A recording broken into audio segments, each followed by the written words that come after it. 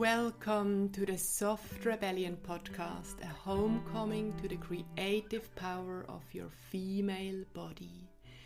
Our world uproots us from the gifts of the feminine, the intuitive, the instinctual, the cyclical, the soft. What's the result? Patriarchal cultures of perfectionism, shame, and disconnect that leave us constantly running, never arriving. Imagine a world of women softly rebelling, claiming our cyclicity, our weirdness, and our rest as we courageously cultivate a deep and delicious relationship to our female bodies. My name is Florina. I'm an osteopath, dancer, writer, and coach. I've been on my own journey sparked by an eating disorder to come home to the wild, poetic anatomy of my female body and awaken my creative power. And I invite you to join me and my guests, trailblazing teachers, healers, and creatives, as we each reclaim our own soft rebellion. Hello and welcome you to another episode of the Soft Rebellion podcast. Together I sit with the wonderful, inspiring, heartwarming and touching Phoebe Rose. Phoebe Rose is a heart-centered woman's coach, woman's circle facilitator and voice activation guide based in Wales in the UK. And together we explored the initiatory nature of perimenopause, the power of voice, and the transformative healing found in circle work in women's circle. I'm so excited to share this episode with you. It was an absolute pleasure for me to be with Phoebe and record it, and I took so much out of this episode for me, and I hope this conversation touches and sparks something in you as well. And as always, I'm super duper looking forward to hear from you and to hear what your takeaways are. Let's dive in. Lots of love. Welcome on the podcast, Phoebe. Welcome. It's good to see you and be here. Yeah, as I just said before, I was and I am still very much looking forward to be talking with you today and to share. I mean, at that moment I think, wow, it's so wonderful how we both met each other. Maybe we actually need to start there, right? We both met each other through that wonderful person, Sophie Jane Hardy. I think I've already mentioned her millions of times in that podcast. I'm sure listeners know her too. And we how would you describe that? We found each other in her beautiful sanctuary of creative support. Do I get her justice? Oh, yeah. And yeah, it's hard to find the words, isn't it? The level of support that we received from Sophie Jane Hardy. Yeah, I had a call with her yesterday, which still kind of, yeah. Yeah, it's so important to reach out and to be with those women who inspire us and kind of this creative attraction, Phoebe. Yeah. I it's essential. It's essential. I can't imagine not having that in my life. It's so deeply resourcing. And it's journeying together, isn't it? It's journeying together, exactly.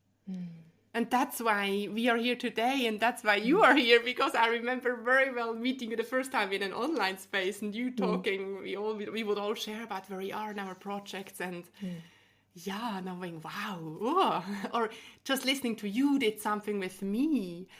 But before we dive in more into all of that and the wonderful topics we want to discuss, I always love to start by just rolling out the carpet and hearing where we both are at. And I'd love to hear from you. How are you today, and what's your body telling you today, Phoebe? Yeah, so as I check in, with a little bit of activation. Heart's going a little bit. And I'm actually on day one, on the 1st of May, which is really beautiful, actually. It's my birthday month, and it's my birthday next week, and that feels really, grounding and leveling. And for our call today, just really timely, just to drop down and allow my bleed to to lead from that place to Wow. I feel actually where I always feel so touched when I spend time with a woman, a menstruating being on day one of their bleed, and it's here's the screen between of us, but something very, I think I just really feel that deep, that depth and tenderness at the same time you are bringing to the space. And I want to honor that. That's wonderful. I feel honored to sit with you in a circle. I wish we could have a hug, though. Wouldn't that be lovely? Yeah. I'm just sort of imagining it. I always think when we start a podcast like that, that's what that in the end is my vision for the Soft Rebellion, that we arrive in a place where I see you and I ask how you are, and that question means where are you at, what is cyclically alive in you. So you're on day 1 and I'm on day 8, and it's a different spring than usual because I had a very busy bleed, a late bleed, and then I had to really work the whole 3 days of day 1 to day 3. And I did not want to work, but it was a dance between resisting and yielding into it. So I feel that, therefore, my spring needs a different quality than usually. And so actually, I'm really grateful to be with you on day 1, because that's what I missed at day 1, slowness. Let us go very... It's a nice combination, spring and winter. Yeah.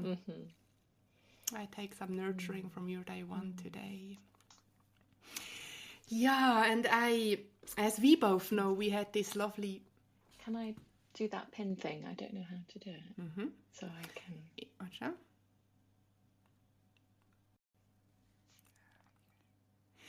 Yeah, in our pre-podcast chat and conversation, we kind of together dreamed and leaned into what it is, what I would love to ask you and hear from you and share from you to my and to your community. And I so see how you bring those 2 incredible gifts. And this morning I thought I have to say these so softly rebellious gifts you are bringing to this conversation, because the soft rebellion is she who allows herself to express her unique weirdness, lands and returns in the power of her cyclical body. And you bring those 2 separate and yet divinely intertwined strands, Phoebe. The pre-menopause journey and initiatory process you're in, and that emergent creativity, and your work in sitting in circle and holding circles for women to sit in circle together. And I think, or I feel, let us start, or walk us, that one is from Sophie, you see, walk us into your story. That's such a lovely invitation. I want to invite you to walk us into your story, and maybe, I wonder, how did pre-menopause, how did this rite of passage and this initiatory process lead you to offer of holding circles? I remember one thing in the conversation WhatsApp we had where you said, being called back into my body, having spent a lot of time in my head. But you know where we have to enter that journey. And what a meandering path it was and is. So at the time, I didn't really know that I was heading into perimenopause. But looking back, that's definitely what was happening. It was during the pandemic, and I had COVID for the second time. And I was ill in bed with like flu-like symptoms for about a week. I was quite down with it. And it was dark. I was reading this book that my mother had given me called If Women Rose Rooted by Sharon Blackie. I mean, I think many people listening to you will know this book. It's such a beautiful book. I had no idea. I didn't really know who she was. I was just, I'll just read this while I'm ill, it'll be a good thing to pass the time away. And just from the very beginning, every word like landed in my body. Every word, I just felt this coherence, this resonance, with just what she was talking about around the patriarchy and the wasteland. And I felt like I was experiencing this wasteland, and I felt so seen by her words. And in my deeply ill, dark cocoon, my husband was sleeping downstairs. It was that kind of, I was in a descent, and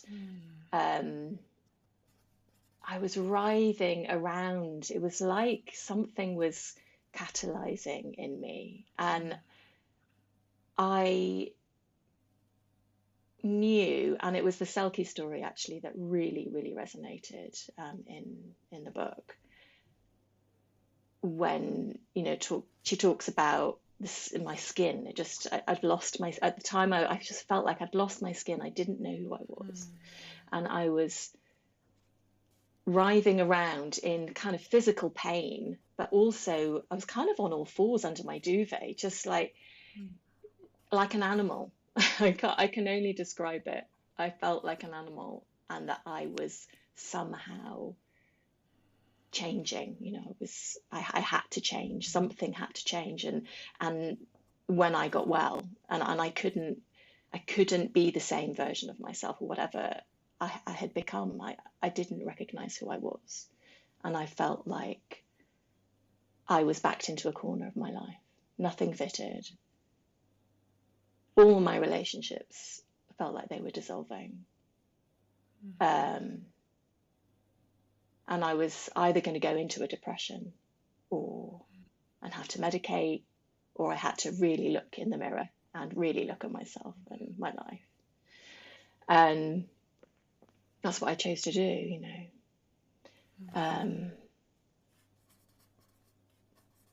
So from that felt like a really important time. And I was journaling as well. I discovered morning pages, and I was writing morning pages as well. And when I was well, which wasn't that, it felt like an age, but when I got better, and I didn't suffer with long COVID or anything, I was lucky, in that respect. I just listened to I followed that breadcrumb trail that Sophie Jane talks to us about, and I and the inner whispers, through the morning pages, through what my body was saying yes and no to, and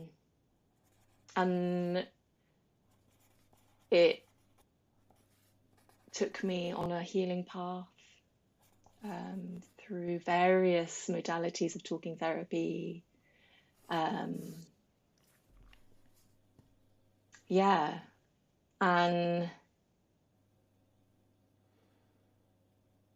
gosh, because that was about 4 years ago. So much has happened between now and then. What led me to Circle was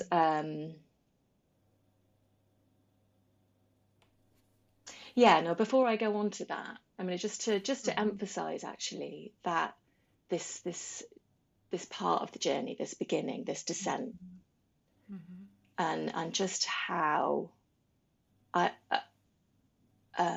alone I felt. I felt so lost. It's incredibly void-like. I didn't know the way through. I didn't know. I was crippled with self-doubt and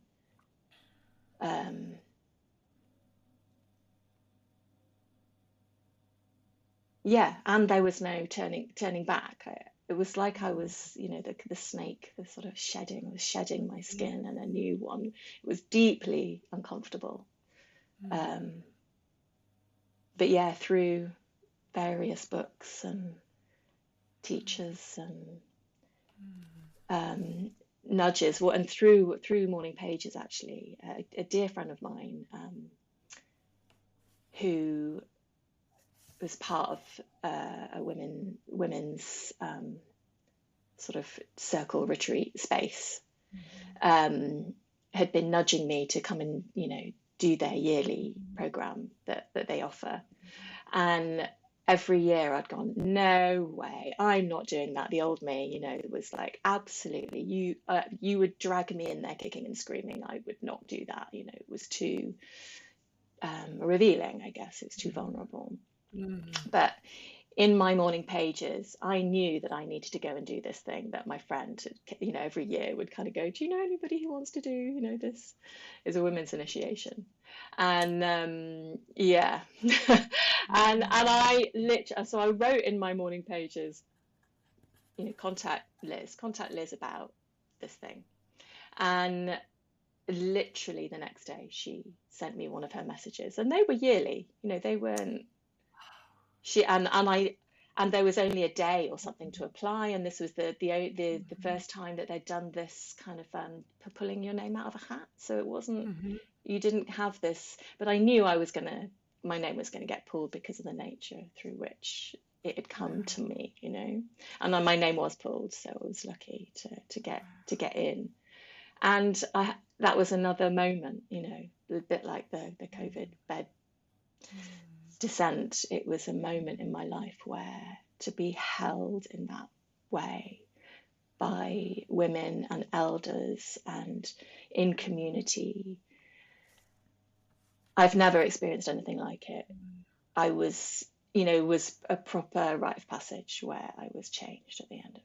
Wow. And there's a lot. I'm briefly gonna come in here, Phoebe, because wow, it's so it's so rich and so. I just want to untangle, unwind through the things which you said. It's so rich, so rich what you share.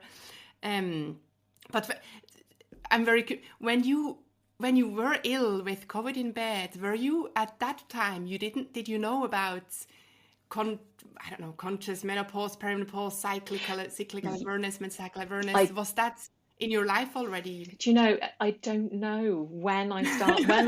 When did I pick up Wild Power? I'm looking at my bookshelf. I'm like, when did I pick up Wild Power? I don't know how Wild Power came into my life, but that was definitely a moment as well where Wild Power came into my life. I discovered Red School and menstruality podcasts, and so I just devoured all of the episodes, and thought one day I want to do the menstruality leadership program, and I haven't done it yet, but that's kind of like on my shelf there.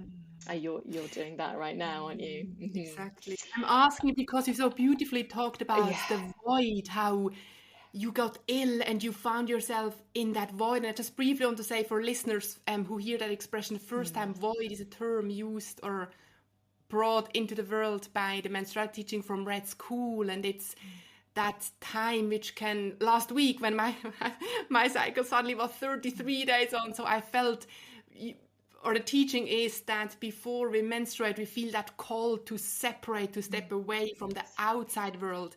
And in the moment we step away, we enter the void, that empty space. And it's a place of having to hold tension between. It's that in between. I stepped away from the ordinary, from my daily life, and the bleed, and has yet to fully let me into the inner temple. That's how I experience it. And it's in a way so wonderful how you what you experienced there, I think I can now relate, because so last week I felt that call to separate at day 26, and then the bleed came at day 33, and I felt, Phoebe, I felt my capacity to hold that void was being stretched almost beyond my capability.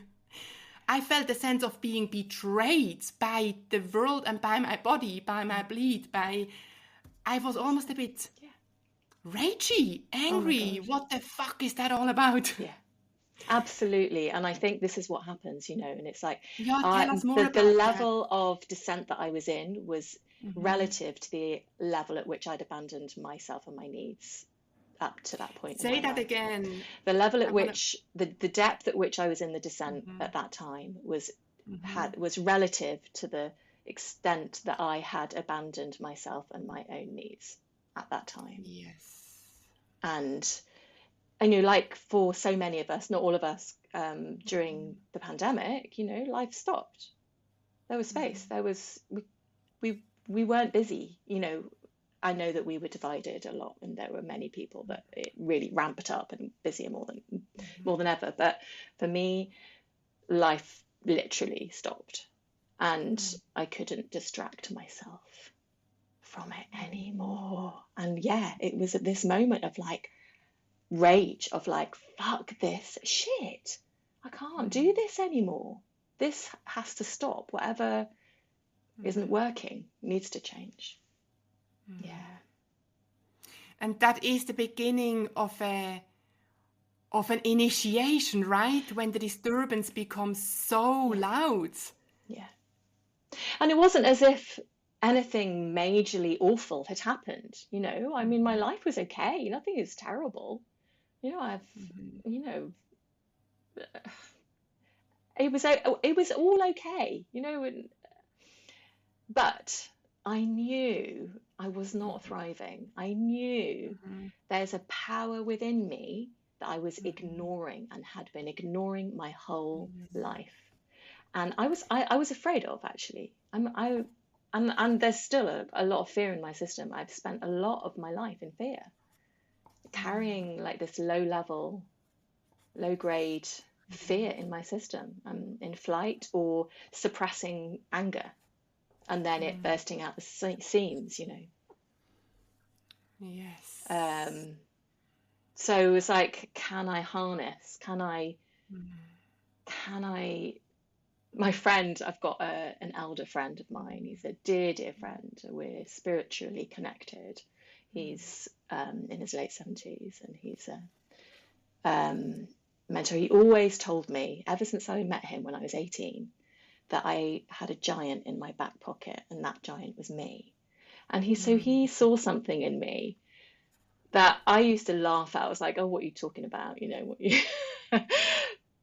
That I now know what he means. Like, I know what he means. I know, and maybe secretly then I kind of knew, but it was like so far away from accessing it. I just didn't know how. And power. Where do we put our power as women? Growing up, unless it's modelled healthily, in a healthy way. Quite often, we just don't know where to put it, do we? It's not. Wow, I'm deeply touched. I had to write it down when you said there was a power I knew there was a power in me I had been ignoring and I was afraid of. And immediately, it's wonderful. I don't know how many years are between of us. 20? I'm 40. I'm about to be 46. 46. I'm 32. How old are you? 32. Okay. 32. So 10, I don't know, 14 years. But we are in different places of the phase of our female, of our cyclical lives. And yet, aren't we both on the path of refining and finding and reclaiming that power? Because I feel it doesn't matter if the world we live in, I'm sure most of us have power in there we know about and we have been ignoring.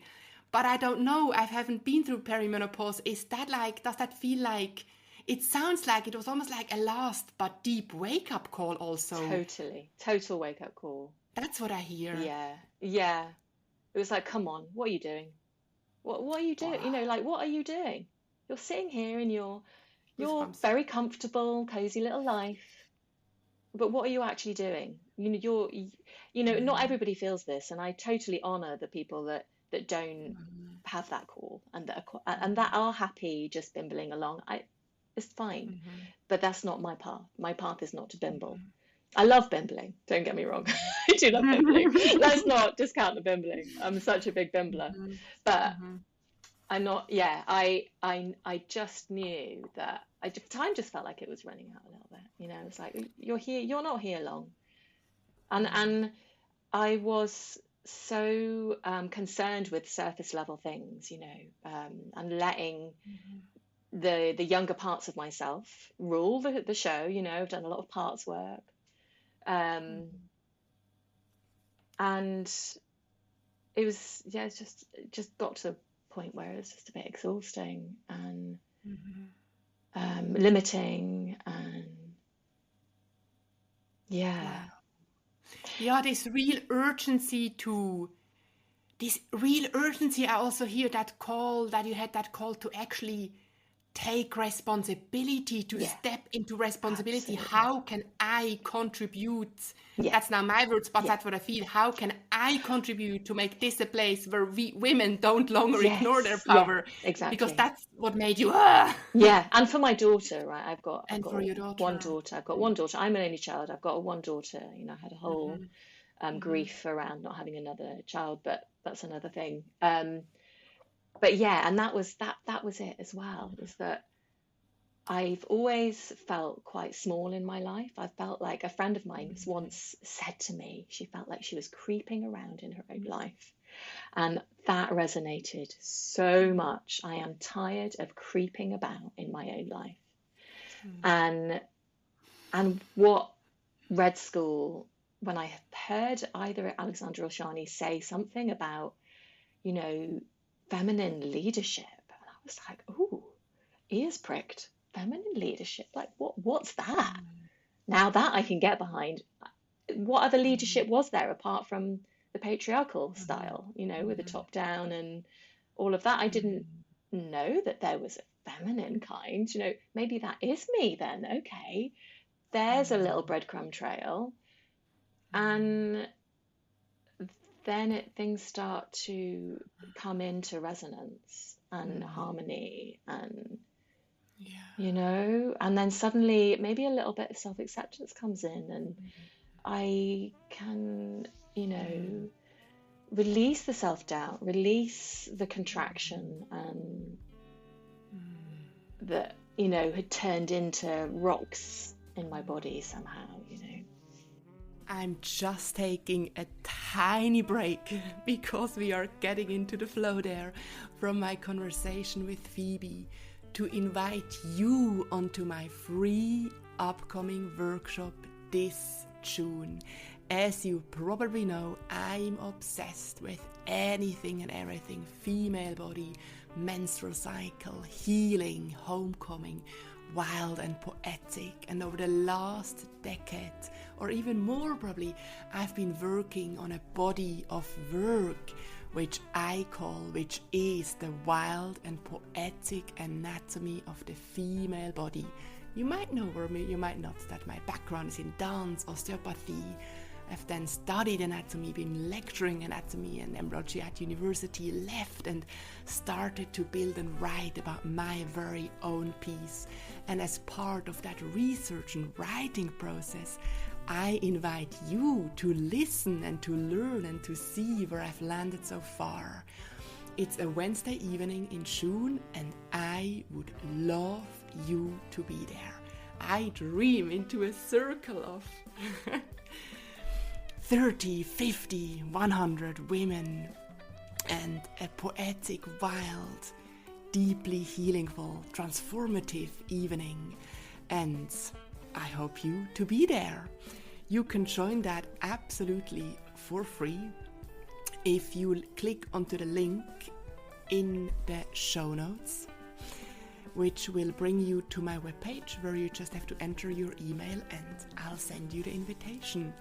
And I really want you to be there because I can't wait to hear how it lands with you. Yeah, I'm looking forward. Lots of love, and let's dive back into our conversation with Phoebe.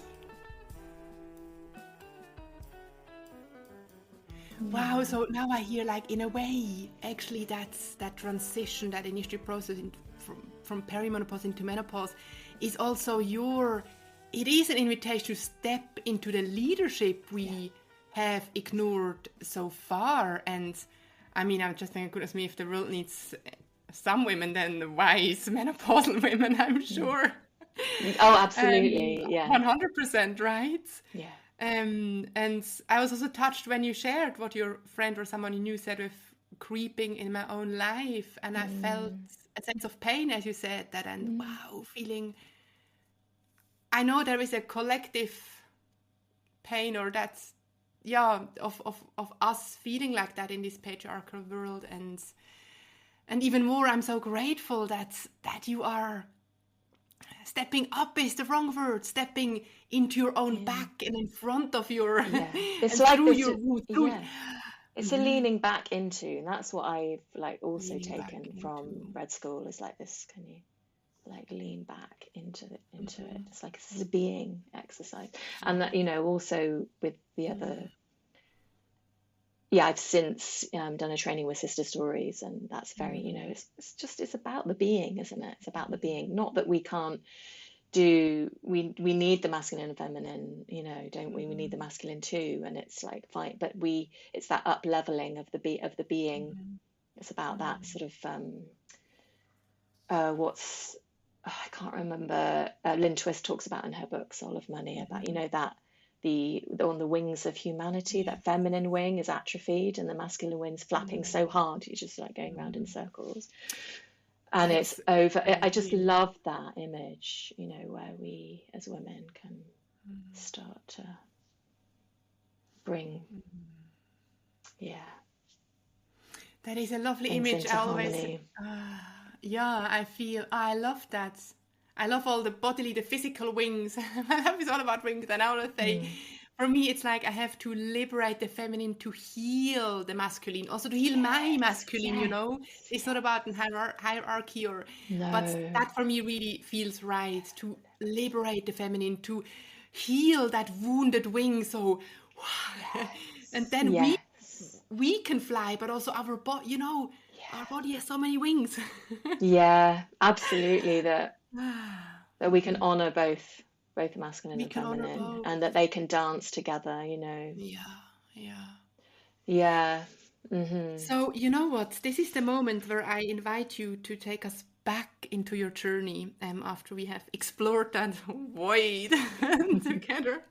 It's such a lovely expression. Thank you, Red School. So here you were, and you said you could have completely lost yourself, taken, I don't know, medication, and be stamped as depressed, and that's probably what happens a lot. But you decided not to. You had that call, and you started following breadcrumb, and one of that first thing was that if a friend invited you to write morning pages. So I imagine now how you suddenly would wake up and write. And you said how vulnerable. Yes, it is vulnerable, because when we just automatically write, things come out which we wouldn't just speak out, right? And it was revealing. And take us back into your story there, because that's when you got led towards the women's initiation. Tell us. Take us Women in Power. So I went, and there was a moment. I mean, there were many moments, but there was a moment during that time where what we were presented with made me realize I'm a singer. Okay, so I've sung all my life, performed, recorded, but there was a disconnection, and it was so vast, really. The connection with my authentic expression, my authentic voice, that in this moment where we were invited to connect with our voice. In a circle. Something like that. Yeah. And I realized just how disconnected I'd come with my voice, with this birthright of mine, this gift that I was born with. I mean, it's all our birthright. And I wept. I think so many of us did, but I wept and I wept. And yeah, the grief was huge, just at how far I'd come, far away from myself I'd come, and far away from this gift that I carried in my body, And I read something really beautiful, because this is another book that was as powerful as Women Rose Rooted, Descent and Rising by Carly Mountain. And she says in it, Inanna goes to the underworld to reveal her whole song. And I really feel like that is what happened. And it's like this clearing the path, this, that this breadcrumb trail is helping me to, as I'm following the breadcrumb trails, I'm clearing the path back to the song, I guess, of my soul, the song of my soul, the song. And then and song can mean so many different things, can't it? It can mean expression, it can mean the actual resonance, the sound coming out of your mouth. It can be your creativity, just welling up out of your life. You can become, you're a channel, aren't you? You can access that. It's a portal through which expression can flow through. And I'd never been still or recognized it long enough. It's been still long enough or recognized that I can use this channel in this way, that creativity can flow through me. Or that I even had a right to experience that in some strange way. I'd outsourced my voice, I'd outsourced. It had always been, my relationship to was performative. I was outsourcing my worth and value, and through performing. And when COVID hit, or when the pandemic hit, I stopped. I was in 2 bands. I'd just completely stopped singing. Didn't sing for like 2 years. And I needed to be quiet. I needed to be still. I'm taking it off on another tangent, but I feel like it's really part of this. It's part of the rising, So as I rise, my voice comes with, my voice is part of that process, such a strong part of that process. And Sing and Circle is a place where we can be with our voice and our expression, our authentic expression, and it's all interwoven. And that moment in Women in Power, when I really felt that this this gulf between, and then also the connection and the holding in that space. I've never experienced anything like it, wow. We can come together in this way. This is what community can look like. And allyship, all of, just the power of women when we come together in this way is huge. And I wanted to be a part of that. In fact, it wasn't long after that I started running women's circles, having not really been to many other than that, really. I went to a few. But really having witnessed that, the depth of it, and I'm so glad. it's so wonderful to. I've known you for a while now, and it's so wonderful. I'm so grateful to hear your story, Phoebe. I'm deeply touched, and it's good to hear how you share about your voice, because that's something which in my softly rebellious world is just starting to really bubble, and it's interesting. I was thinking, wow, the voice, the soft rebellion is she who let something flood her life through her voice. If I may share, was it a month ago? I was in a circle, not a woman's circle, but a circle, and there was a moment when I was lying in the middle of that circle with women and with people around, and someone playing the Shruti box, and they all singing a song. And my invitation was to receive. Mm. And I love the idea of singing, and I think I love to sing, but I don't sing. Mm. So I was laying in that circle, just thinking I'm going to have rest, I'm going to enjoy receiving, and suddenly, Phoebe, it makes me cry. Suddenly my body started singing. Mm. They sang like this bass, it really makes me cry, this Bele Mama song. And suddenly it was as if I had no control over it. She just sang this higher, beautiful, faster melodies, and then the whole energy kind of changed. And wow. And I'm still absolutely it was so magical. And absolutely what you said, I'm so touched finding the song of my soul in order to reveal the whole... Something got revealed to me. 2 days ago, I've ordered a Shruti box. Oh, I want one. Oh my gosh, well, share the link with me because I'd really love to have one. Oh, I thought I need to...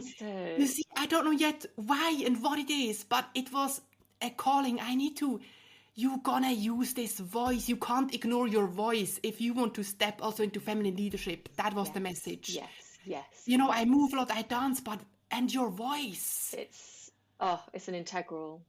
It's integral. It's integral. It's part of that the multidimensional, right? You need. It's like, how can we not sing? Like how can we not do it? It's part of who we are. We're human beings. We're human, therefore we sing. Mm-hmm.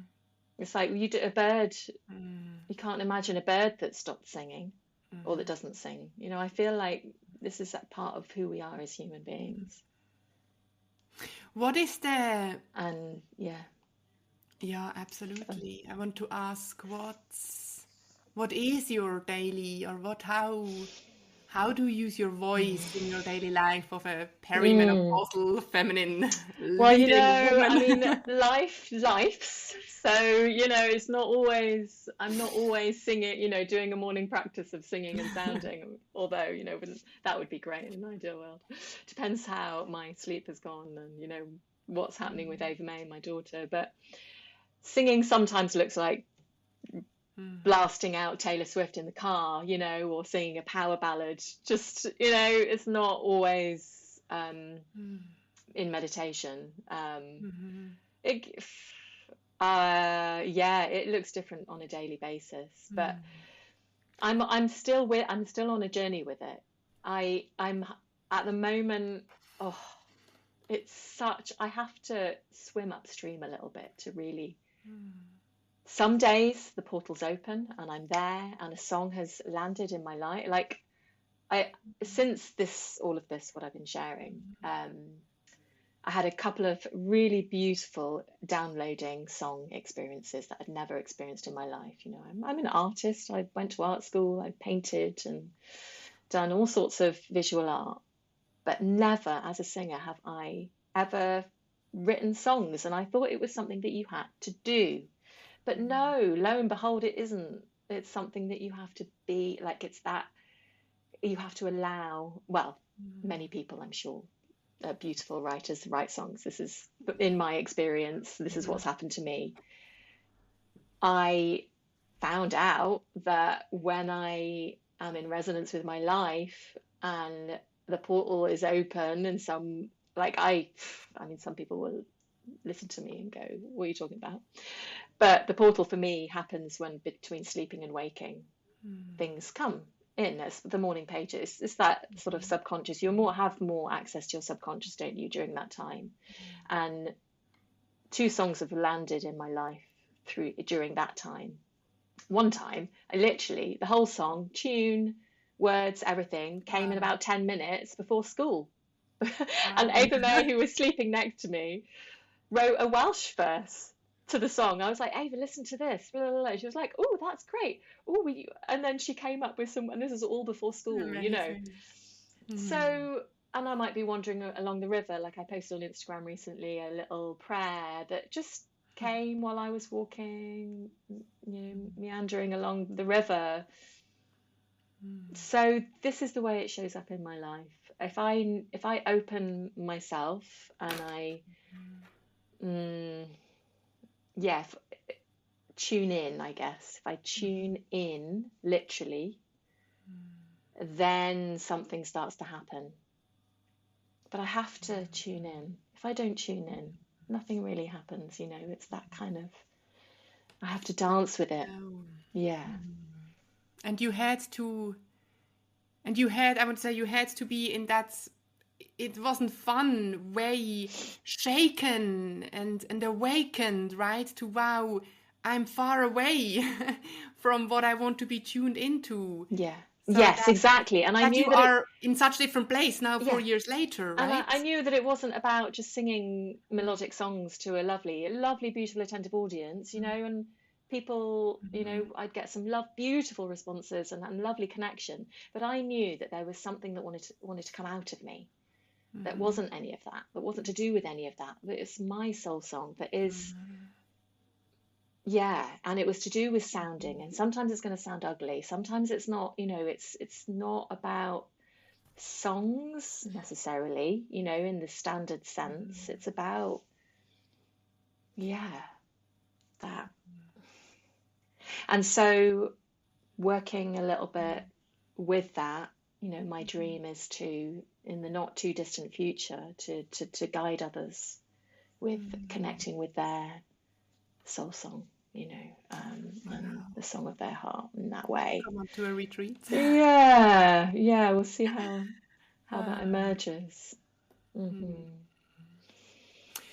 Wonderful, wonderful. And I think, wow, I have to look back to something. In the beginning you said how that resonated with you. I had lost my skin, and it sounds like rediscovering your song kind of gave you a more authentic skin, or I don't know, reskinned you. Yeah, it's all part of that skin. It's what makes up, you know, as well as movement and, you know, how you move in the world, you know, your relationship. It's all part of what creates the texture and the thickness, or, you know, what color, what the integrity, I guess, of the skin, this new skin. Yeah. And makes me think of, you know, I think now, wow, I experienced that like you, that liminal space between waking up and being fully awake, that are these early morning hours, the potency of those. And I think, wow, all our kind of blood rites, right, from menarche to menopause and birth, those are liminal times and spaces as well, or not because it's an in-between. So I right now wonder, wow, maybe, do you think, I think so, Phoebe, that if we go through a female mysteries transition, that we are maybe even more kind of porous to receive the power of those also daily.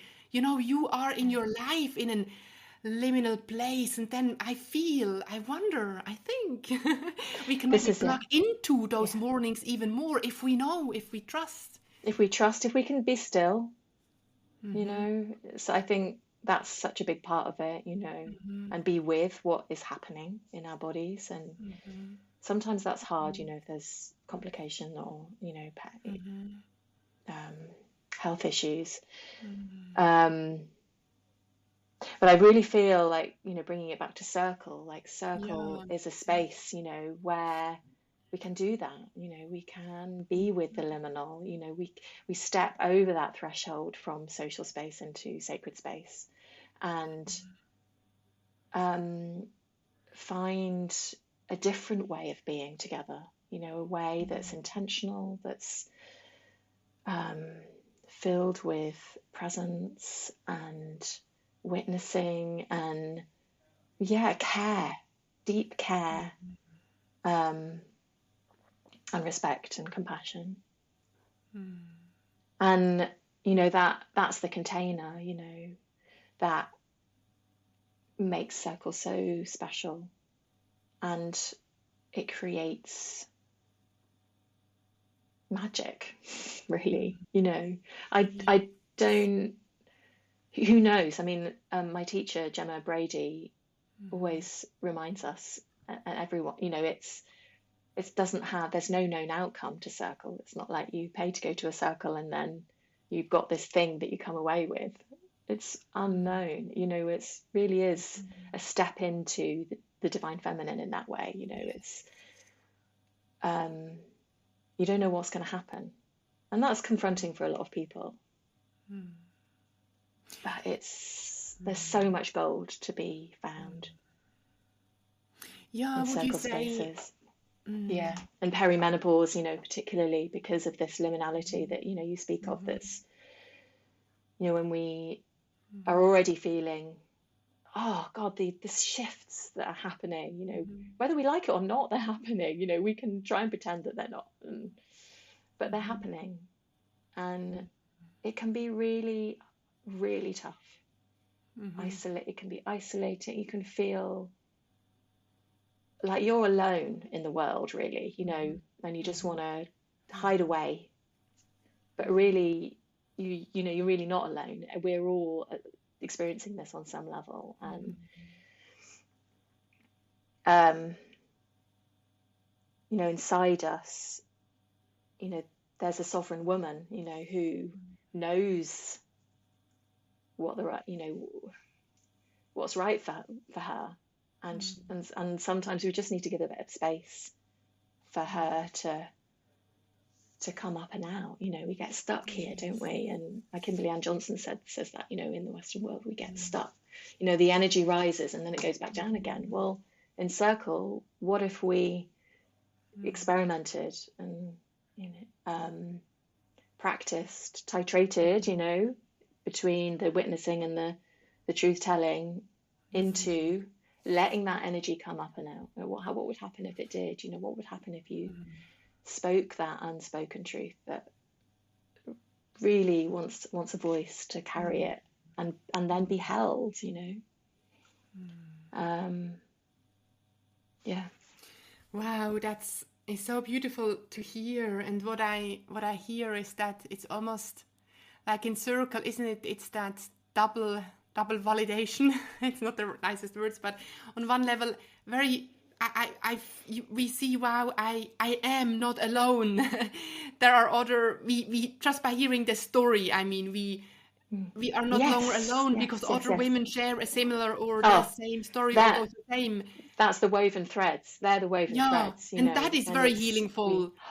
Yeah. But then the double but then also what I feel is with sitting in Circle, that deep yearning, which I think we both we now so openly talk about the sacred feminine, but maybe I could imagine a lot of women, they feel that yearning but can't actually put in words what that yearning is. Yeah, so true. But isn't that the matching in Circle? That's deep kind of let me out from our soul and womb is met, is resonated. And it takes courage, it's not easy. It's not an easy path. It takes a lot of courage to step into it, to step into the space. But when, it's the liberation that you were talking about earlier, that is that. So we liberate the feminine, and build community, or remember that and remember that we're actually allies. We don't need to be in competition with one another. Exactly. We are, it helps us heal those sister wounds and heal the sister wound. When I joined the cyclical business course, when I first that's when I first met you. We were on the same cohort, weren't we? I think I was after Were you. you? Oh, was you were after? Oh, there we are. And Sophie Jane was talking about, imposter syndromes, comparison, and all the naming all of those things. It's bringing it into the light, isn't it? It's like, and that felt like a beautiful circle that she was creating. Yeah. Absolutely. And in community, I heard Carly Mountain say on one of her Instagram reels once, and this really, I've carried this with me, about something along the lines, and I'm paraphrasing, of circle, or some is what we do to reweave the moth-eaten blanket of humanity. And or it wasn't circle particularly, but it was just that phrase of reweaving the moth-eaten blanket of humanity. And I love that. Yeah, I felt before, I wanted to say, you said we are human, so we sing because we always sang, and we are human, so we sit in circle, because we've always been sitting in circle. We have always been sitting in circle, and many cultures have carried on sitting in circle. It's just in our culture, we stopped a long time ago, and it is a real practice in remembering. It's a remembrance. But I think all of us, on some level, I feel like as women, that it's an uncover. We need to uncover and remember. Oh yeah, actually, I already know how to do this. But it's accessing. Yeah, you have to drop down a few layers to find it. Yeah, and I feel called or drawn to also say, and to just trust the process, to trust. I remember a few circles, or maybe in the beginning, I have this one wonderful circle, which is man and woman. It's kind of within a really process-oriented, amazing course. But especially with that circle, I remember how, you sit, you start, and sometimes you think initially, my head thinks, oh no, I'm not good enough to say anything, I have nothing to say. So you take the stick and you give it along. And in our circle, the stick always does at least 3 circles. And suddenly, spiraling the around. third round, you witness your being speaking. And it's nothing near you had imagined or planned or thought you could potentially share on Rise. It's just, and that for me is also the magic. It's the emergence. It's like what wants to come out. What one in the moment. So, we always say at the beginning, always say, trust what wants to rise in you. Try not to rehearse what you're going to say. Is natural to do that. But when we trust what wants to emerge, and sometimes we have to be in stillness and silence in order for that to happen. And quite often that's when the biggest gold nugget comes out, is when there's been quite a long pause beforehand, which can, that you have to hold the tension there. Wow. I also feel called in that moment, and before we kind of or walked, I feel we soon walk that whole circle.